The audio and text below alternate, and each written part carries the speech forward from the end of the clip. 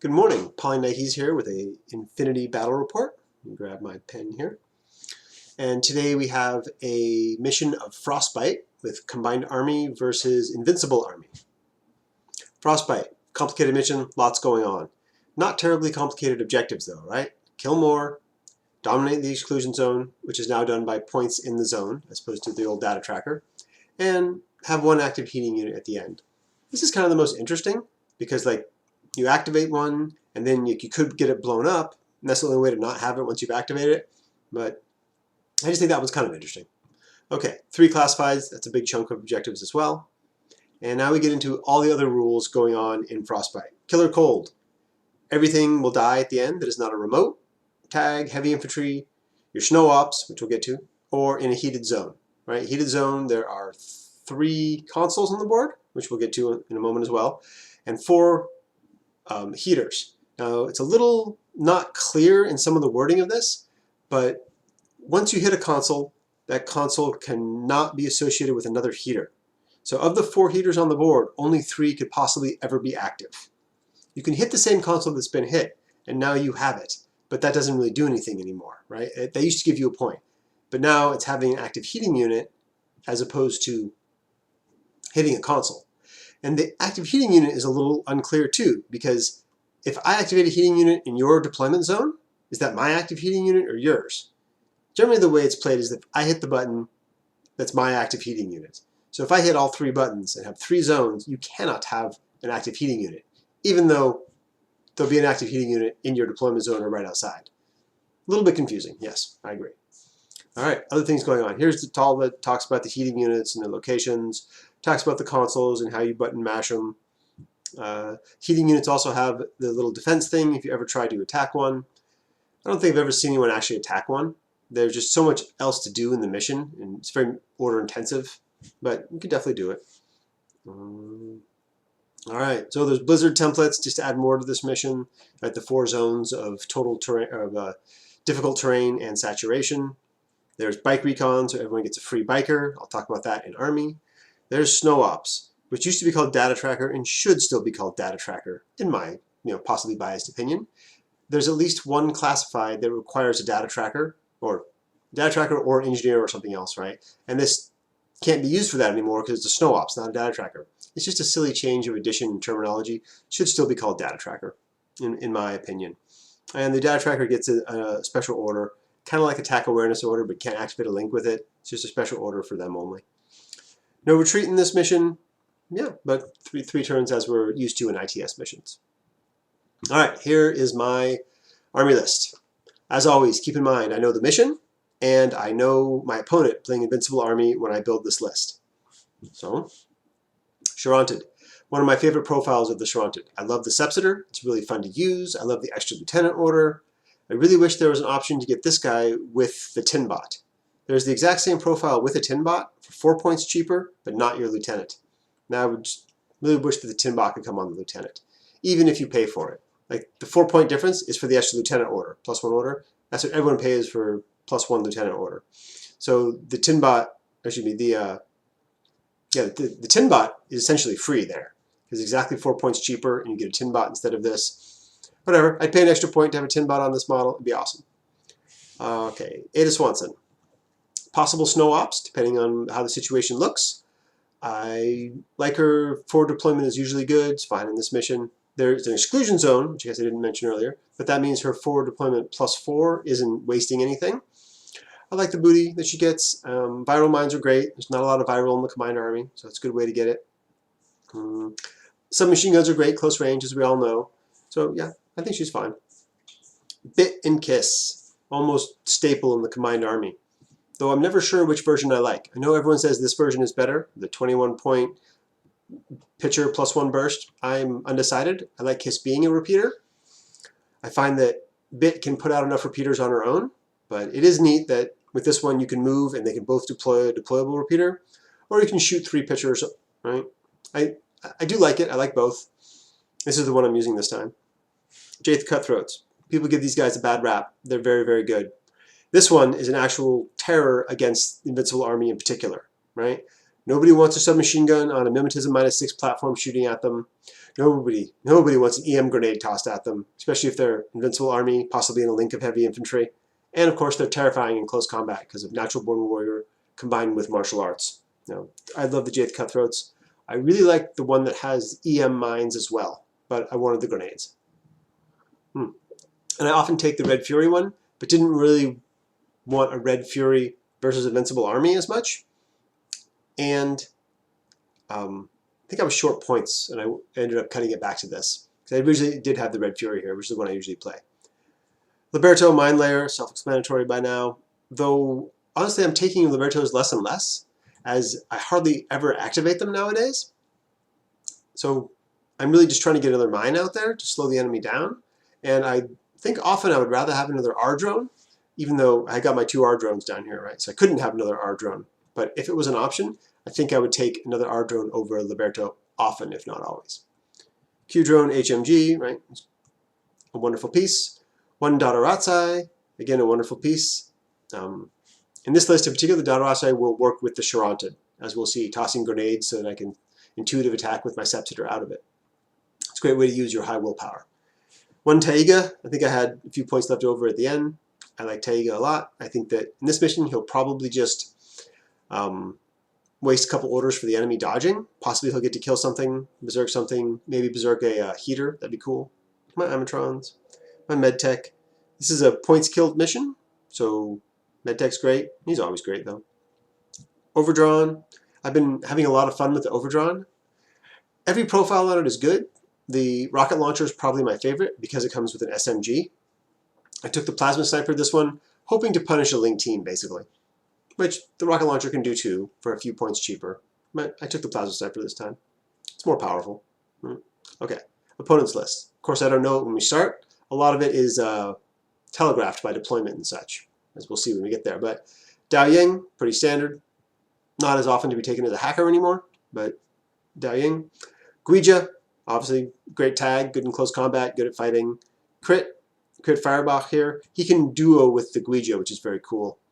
Though, were I doing that, as my opponent is in this game, I would probably take the multi-rifle Crit instead.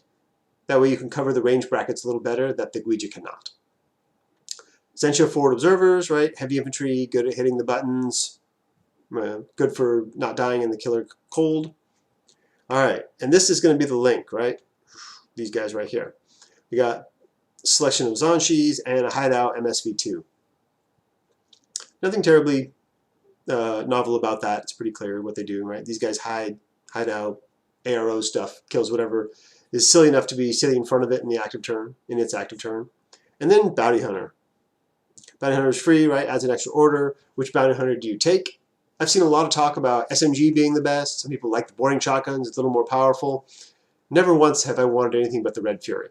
I know I just said Red Fury I didn't like above, right? But I like it here.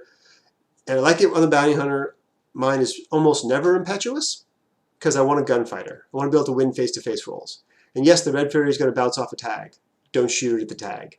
But if you do have to shoot it at the tag in order to get by where the tag is watching because you can't cautious move because you're on a bike, it's better than the SMG. It's better than the boarding shotgun. So you use it to win face-to-faces to get where you need to go, to kill the things you can kill with it, that you can kill with a Red Fury. As I said, never once have I wanted anything except the Red Fury when I've gotten a free Bounty Hunter. When you're paying the points for it, I can fully see taking the cheaper ones and doing their thing with it. I think it's just a mistake not to take the Red Fury for the reasons I just said. Okay, so drawing our classifieds, right? Experimental drug, which is fine. Nano espionage, it's not great, but whatever I do was worse. And data scan. I have one hacker, but she's good. She should be fine to do it. All right, this is the board we are playing on.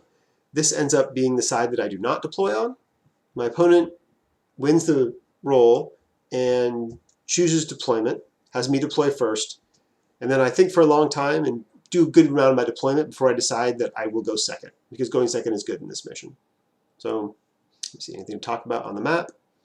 You can't see it under here. There's a big L-shaped support for this that looks kind of like that under there. You'll probably see it later. We play all of this kind of stuff as solid, all these rails like that. All these windows and this thing over here we're playing as solid as well. There's windows here, but we're playing them as solid. Let me see if there's anything else really needs to be explained on this. Yeah, I like his side choice. There's 3 sniper towers here. 1, 2, the third one behind my camera. I'll move the camera over a little. Yeah, 3. They all have good positioning. They all have a lot of stuff they can see. Looks like the camera just stopped working. I'll close that. Oh, there we are. We're back. Okay. I played on this table once before, and I played on this side, and so I saw the angles. It's really neat that while there is coverage from the snipers, almost everywhere you need to get past them, you can cautious move.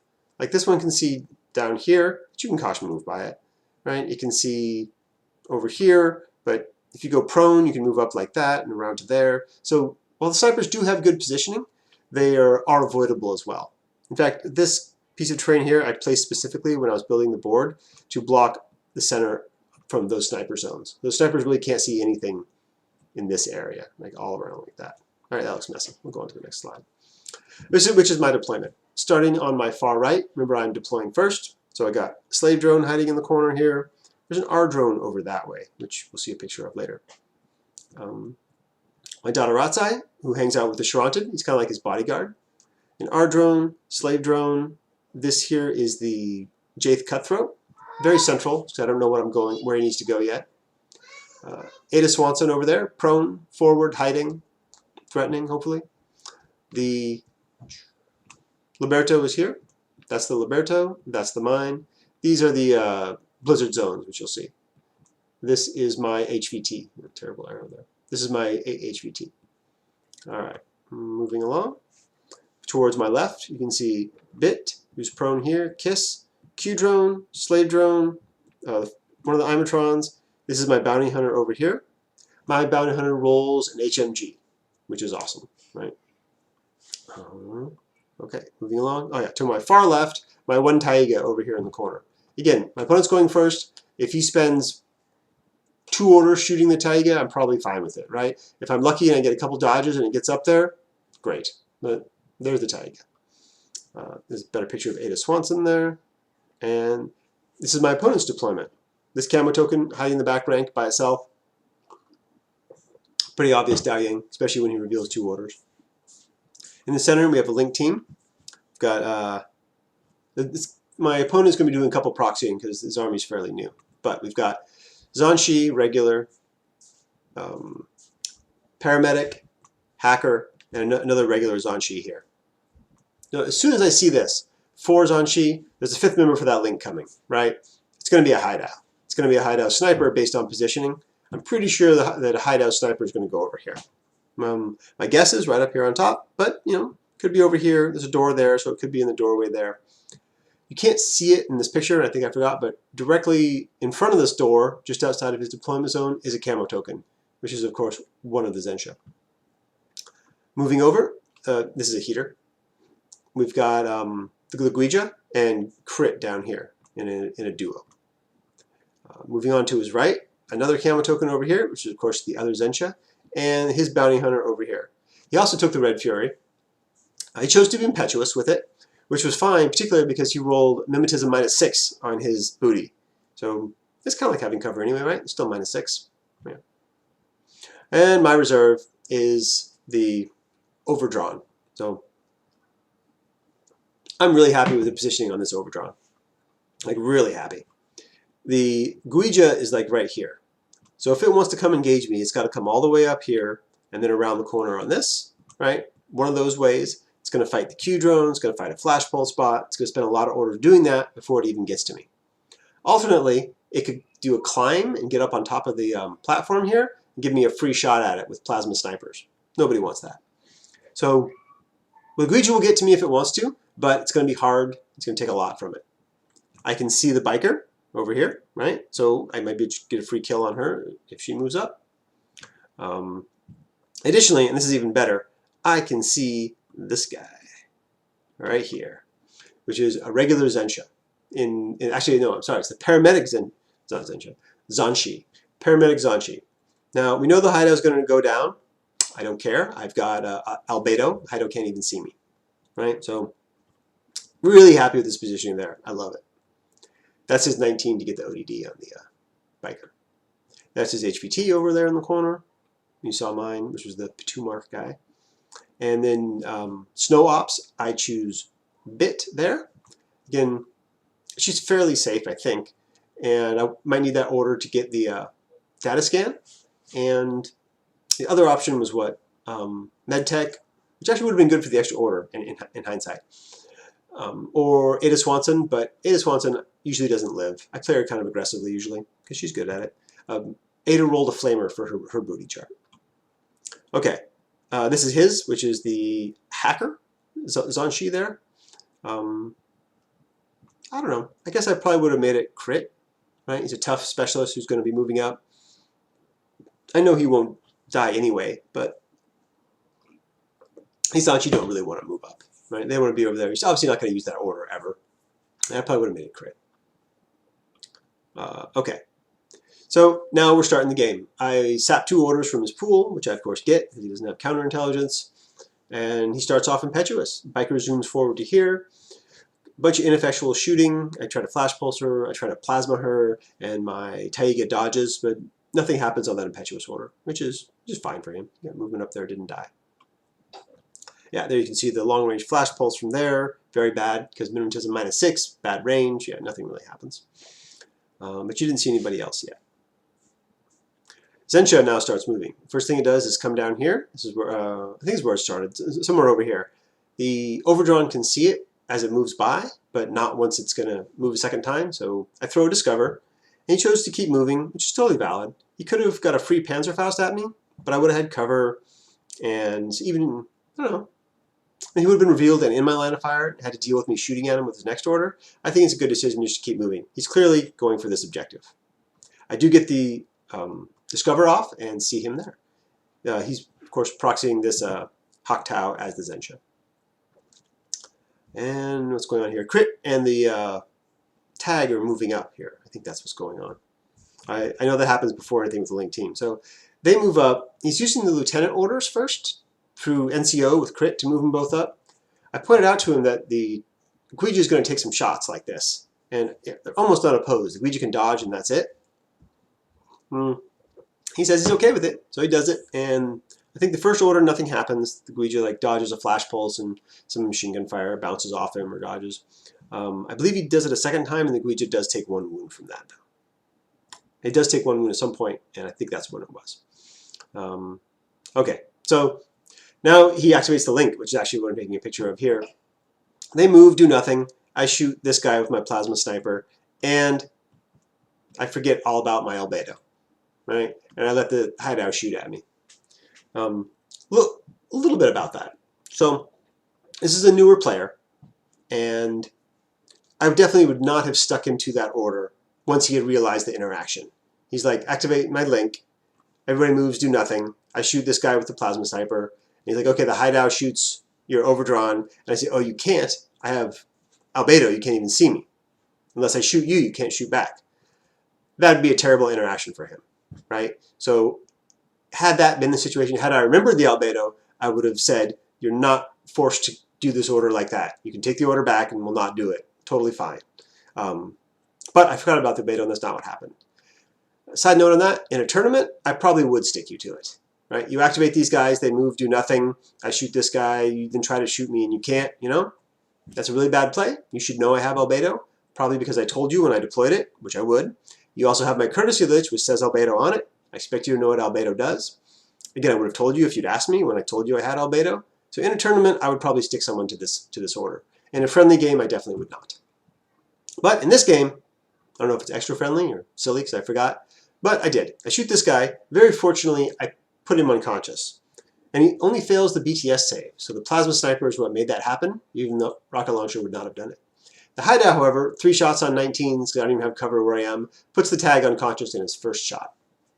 But he is down 1 Link member, so he'll be 3 less BS for the rest of the game, which is awesome. Because that guy also happened to be the paramedic, so the Link is down by 1. He then spends 2 more orders, maybe even 3, finishing off this tag. So I still got like 3 or 4 orders out of it, fairly happy with it. You can see the medtech down here, ready to climb up there or send his slave drone up there. So I think that was a fair play to finish that tag off. And of course, I made more armor saves unconscious than conscious, right? That's just how it works. Also, He hit me less because he was 3 less ballistic skill. Okay, that takes a few orders, but he does it. And there's this guy unconscious from that. And, all right, back to his Zencha, plan A. Zencha runs up to the objective, hits it, no problems. Turns on the heater in his zone. There it is. This mine is what he put down to represent it there. And this Combined Army token is actually a TAC awareness order for the tag. That's what he's using it for, as a reminder. All right, so the tag and crit move up a little more. I think this is where the tag took its wound. Yeah, there's where he took his wound from Q-drone HMG fire that he tried to dodge. Yeah, there's the Q-drone. Right here is where he sees the tag. And then it, like, fails guts around the corner there, something like that. I am shooting through a saturation zone. And then the tag steps out and actually engages using its TAC awareness order, and it just takes 1 order to put the Q-drone unconscious. Not a huge setback for me because slave drone's right next to it, and this, we had said earlier, was solid all the way to the ground. We generally say all things like that are. If there's a little bit of a gap, there's not. It's usually how we play. So Q-drone's safe there. I can go over and fix it on my turn. His Link team shuffles around a little bit more. Unbeknownst to either of us, playing pretty sloppy here, right? Kiss had a line of fire to the hideout. During all that time, it was shooting at the Q-drone and to this guy right here, I think. All right, so I could have been adhesive launchering him at least once right before he maybe would have split burst to kill me, something like that. I have a zone in front of me, so I don't know. But we didn't realize it then. We finally did realize it. He decides to take a shot to kill Kiss. Kiss lobs a repeater right here and misses. I missed the repeater. He puts me unconscious. Actually, he blows it completely off the board. As far as I know now, peripherals like this do not have remote presence, so do not have 2 levels of unconscious. So he's just off the board at 2 when he takes 2 damage. If anyone thinks that's wrong, please let me know where I can reference it, because I would love for Kiss to have its 2 levels of unconscious back. His biker, it spends her regular order just doing some gunfighting. It actually turns out fairly effectual. I think it takes 2 orders, but he kills the Taiga, and he puts the R-drone unconscious over there. There's the Taiga who gets 1 dodge in, then gets killed. There's the flashball spot, which despite him being on like 4s, 3s, something like that. This go 12, -3 for range, cover, and camo, -9, right? So 3s to hit. Eventually does get a hit through. I think it takes 2 orders to kill both those guys. And that's fine. And then crit with one of the last order, I think it was actually his last order, crit moves up and then back to repair the Guija, but fails and puts a wound on it. That's pretty bad. Because now his Guija's down to 1 wound, can't re-roll it with a command token, and that was his last order. So on my turn, I just need to get 1 wound onto the Guija to kill it. My turn. Starting with my biker, who's not impetuous, and has an HMG. So now I notice again arrows that I should have had. From the edge of my bike here, all the way down, I can see his Zanshi in the Link team again. So first thing I do is take a very long range HMG shot at the first one I can see, which is his data tracker hacker, and I crit. 3 dice on 6s, because through a zone, I believe, and I put him unconscious. Then MedTech moves over here and fixes the Q-drone, moves back. So obviously the slave drone here. MedTech is probably not moving. This is where the Snow Ops order would have come in really handy, because in Group 2 was the biker and the MedTech, the 2 R-drones, and the tag, right? Tag died, 1 R-drone died, so they're really low on orders here. I don't have a picture of it, but my biker, after it killed the Zanshi, zipped out in front of his biker to see another Zanshi, and I missed the second Zanshi that I could see, and I was crit by his biker and killed by his Red Fury. Alright, so here's the Q-drone who's now trying to deal with that hideout. You remember that hideout had a really good position overlooking a lot of avenues? I can't smoke by him with my daughter Atai. I can cautious move by it, but that's very order intensive. And he's got a pretty good coverage of avenues to objectives, if not objectives themselves. So I move over the Q-drone, I go prone here, I crawl up to the cover, I stand up in the cover to take a shot at him, and I'm 33 inches away. This is so bad. Right? At 32, I have a pretty good shot at him. At 33, I'm on 5s. I'm 4 dice on 5s versus 2 dice on 13s, because he's +3, -3 for range and cover. He doesn't have his big link anymore, so he's not 16s. And he's ignoring my mimetism with that MSV. So I say, well, what I really need is a couple of 5s to get through you, right?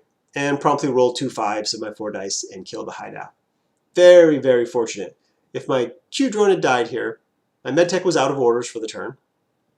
And so even if my Q drone had just gone unconscious, I would have had to play around that hideout like the entire turn, which would have prevented, almost anything constructive from happening.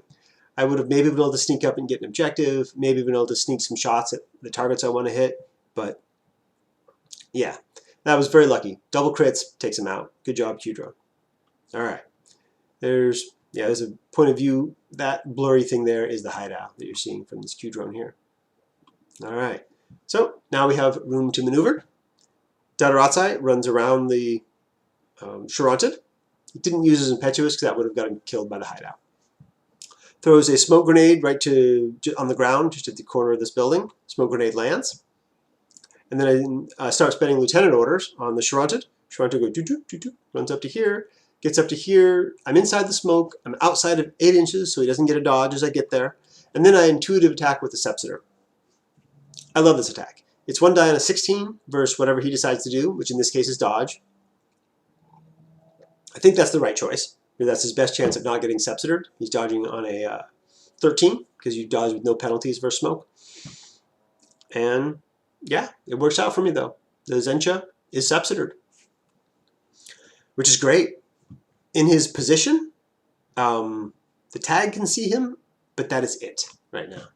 So the first thing I do is I send an order to the Zencha and I go prone and scoot into this corner right here. Tag heavy flamethrowers me. I shoot it with my SMG on AP rounds, and I manage to do 2 wounds to the tag, which now kills it off the board, right? And I make the save versus heavy flamer, which is just, butter on top of that. So Zencha goes back into camo, starts moving away. He gets 1 hold from someone up there who can see it. It just keeps moving. I do a coordinated order with the Zencha, Ada, I think it was the Dadarazai, and I forget who else, if anyone else was involved. I'm sending the Zencha over here to get this objective. I'm bringing Ada back, actually, because I don't want her to get stuck in an unheated zone. I can see by this point that I'm going to be able to get 1 objective this turn, over here, but not the other one. And my opponent, who's got another camo token on that side of the board, should be able to walk over and get that one very easily, which means I'm not going to get a second heater turned on, so the only heating zone I'm going to have is in my deployment zone. So I may as well pull Ada back into that just so she'll be heated by the end of the game, assuming she's still alive. So a couple orders. The Zencha moves over here, goes prone, bumps up to the objective, and hits the objective. Successfully, fortunately. I think I had 2 orders to try it if I needed to, but I got it on the first one. And Q-Drone moves up to here to get long lines on his biker there. And despite the saturation zone, I do kill his biker. That was like +3, -6 for his Mim has a -6, so it's not terrible shots. 8s. And shooting back, she's on like a 3 again, something like that. Okay. And that was, I believe, the last thing I did in my turn. Oh, I threw down suppressive fire. On the Zencha, not that it's probably going to be relevant for him, on the love token that the 6-year-old made for me, is suppressive fire on the Jayth Cutthroat, just in case someone gets around to him. Also, it's an SMG, and I really like SMGs being on suppressive fire if it's not hurting what else I'm doing, just because of the range brackets. Okay, so it's over to my opponent's turn. And he's checking line of fire. The Charonted was also on suppressive fire with his plasma rifle. And the Charonted can kind of see like that and around under this thing like that. But I cannot see where a crit is. So he does a cautious move and goes that way, which I think is a great idea, right? But he also could have fought Charonted with his Firebach. Maybe the cautious move to get into cover, right? You move over here out of line of fire, and then you come back and you fight from cover right here, which is this thing underneath there. That would not have been a bad fight for him, and he quite likely could have killed the Charonted, or at least wounded it, and maybe go prone. But he is also low on orders. I killed a good number of things on my turn. So he's just going for the objective. That seems also like a great plan. He moves over here. You see this is crit on top of the thing, but he's not actually on top. It was easier for us to reach, but he's actually going to be like right here on the bottom. Which is, again, it's a fine positioning if he's running over here for this objective. but Crit has a long-range gun, and there's no long-range stuff going on here. And he's got that camo token. What are we taking a look at here? Yes, that camo token over there, which moves up to here, to this wall here, looking way down this arc. I think he's going for the objective, so I decided to throw Discover with my Q drone, breaking its suppressive fire. I mean, it's too far away for suppressive fire to be relevant anyway. Turns out to be another Zensha, same as the other one, so he Panzerfausts the Q drone and puts it unconscious. He then Panzerfausts it again to finish it off, which I think is a fine play. I remember he was like right here when he was doing that. Now I'm like, okay, he's going to zip over and get that objective. Great plan. He's got 2 objectives to my 1, but he doesn't. He runs it over here, up against this wall. I guess staging for the next turn. I thought that was a real mistake. I thought he should have gone straight for the objective. Frostbite is a very order-intensive mission. You need to get objectives when you can, as always in Infinity, but I feel particularly in Frostbite. So he goes and just posts up over there. And I believe that was all that my opponent had time for. Yes. Back to my Impetuous turn. This is my turn 2 going second, right? Impetuous order, Dadarazai runs over here. Nobody sees him. He runs again. I think this is where he ends his second move, but over in this area. And then I think I go immediately to orders on the Charonted. Spends Lieutenant orders first, running up over this way. As he comes around the corner, he sees another Zanshi in the link. Or I guess it was in the link. Now the link is gone. I just plasma rifle him and kill him. It's not that hard. So Charonted moves up. Remember, Crit is right down here. Crit gets like 1 dodge as I move within that zone of control. He doesn't get it. Charonted moves around the corner here. I can now see the camo token, and Crit moves again right here.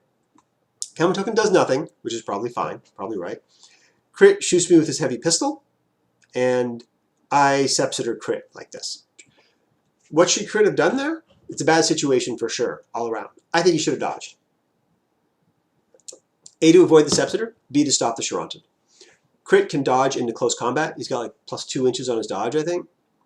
So if he makes that dodge, then he jumps into close combat with the Charonted there, and he can start trying to plant D-charges on me if I do anything. Or on his turn, he can run Zensha over, right, and they can double team him. So a dodge on Crit would have definitely been the right call here. The heavy pistol, like, what's the worst he's going to possibly do is crit me and do 2 wounds, and that's really unlikely, right? And he takes the Sepsitor for it. Fortunately for him, he saves against the Sepsitor, and fortunately for me, he misses with the heavy pistol. So really nothing happens here. But Crit does get a guts test, and he gutses out of the way, this way, so he's not in line of fire anymore. That's fine to save Crit, but it really is throwing the Zensha under the bus, and I probably would have stayed, and again, gone for the dodge next time. Because, also, if you dodge, I'm probably not going to Sepsitor you, right? I'm going to shoot you with the plasma rifle. But if you get that dodge off, you get to be in close combat and come kill the Charonted. It's great. So my next order is to, once again, intuitive attack the Zensha. This time because it's in a camo state, and I can do it. Same rolls as before. He decides to dodge, so his dodge 13 versus my whip of 16. And it works again, and I have another Zensha now. There's the intuitive template, and this is my Zensha now being operated.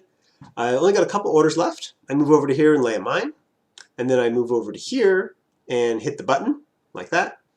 And I think I have one more order. I throw the Zensha onto suppressive fire, because I think Crit's going to come around the corner here, and we're going to have ourselves a little firefight. Again, Crit doesn't have a close range weapon except for his heavy pistol, so my SMG will be significantly better than him there. And if he gains line of fire to the Charonted, I'll Sepsitor him again. He can shoot me if he wants. I don't risk losing him. We'll see. Yeah, that's a suppression token for him. And, alright, back to my opponent, turn 3. Crit, wisely, decides to go the other way. I often tell people that my secret plan in Infinity, my cunning plan that I pull on people they never expect, is go the other way. Right? They prepare for you to go one way, you just go the other way and you get to avoid all that stuff. It takes more orders, right? But you get to do it. So Crit does it. It's awesome. He walks over here. When he comes out, my Dadarazai sees him and throws a smoke here to defend himself. Crit ignores the Dadarazai, keeps moving around the corner to there. Right? Moves up again with his next order, takes a mine, ignores it, keeps moving. Charonted fails his dodge. Crit makes his save against the mine, doesn't care. Moves up around the corner to here, into base contact with my HVT, where he successfully gets a, what do you call it? One of the classifieds. The one you have to be an engineer, retro engineering, that's it. Gets it there, no problem. Shrunted finally makes a dodge and just pops over to this corner in case Crit comes back around. When Crit did this, he took a flash pulse from over here and he made the saves. The Zensha, who was facing that way, made a dodge to turn around and face Crit. There's the retro engineering that my opponent got. And so now we're on to my turn, turn 3. These are just reminder tokens, and what they're representing here is isolated and immobilized, because Jayth Cutthroat comes up and chucks an EM grenade at him. Gets him, and I like that. Obviously, I mean, isolate, immobilize him, but I want to bring out my medtech to get nano espionage by having a specialist in base contact with an enemy pass a whip test. So I move up the medtech and Crit. Data scan. I got data scan with Bit. I think before I did this. This is why I have this here as a reminder. Bit moves up along the building that's over there, this building, and is able to get Crit. I think it takes her 2 orders, but he's able to data scan him. Then I throw the grenade, isolate, immobilize him, move up. He rolls a 1 and resets out of the isolated, immobilized at -12. He rolls a 1, needing a 2, I believe, and resets. There's the Dock Worm, only got that far. He's like, oh no, he's reset. So then the Jayth moves up a little farther, throws another EM grenade at him, isolates him and immobilizes him a second time, right? So then I move up Dock Worm. I now realize, as I do that I'm going to hit this zone, not be able to move, and only have 1 order left after that, where I can only move 5 inches. I'm not even going to make it to him. So that was totally a failed plan on my part to get that objective. Furthermore, Crit rolls another 1 and resets from isolated and immobilized a second time. So the Jayth has had enough of that, and he moves up in the corner here, shoots him with his SMG and does 1 wound, and then jumps into close combat and just bins him with close combat, right? 26, because his martial arts, double action close combat weapon. So Crit goes down. And that's like the last functional thing going on here. I then spend the last few orders on the Shrunted over here, and he's just running from where he was guarding that corner, around the corner over here. I think he doesn't even see me with his Zhanshi up here. And I'm just getting within 8 inches of his HVT who's over there, so I can secure that one for one of the classifieds that I couldn't do. And that is the end of the game. I forgot to calculate it beforehand, but I had 3 for the middle, 3 for more points if I'm not mistaken, and 2 classifieds. 1 I did, 1 for securing, so I had an 8. Versus his 2 for having a heater and the 1 classified that Crit got by running over there. Crit, who was quite the champion in this game, right? So, interesting game. Got to see a lot of cool things happen. I love Sepsidering. I love Sepsidering through smoke. Ooh. Yeah, hope you guys enjoyed the battle report. Leave some comments below. Anything else you think I missed or think either one of us could have done better. And we will talk to you next time. Good night.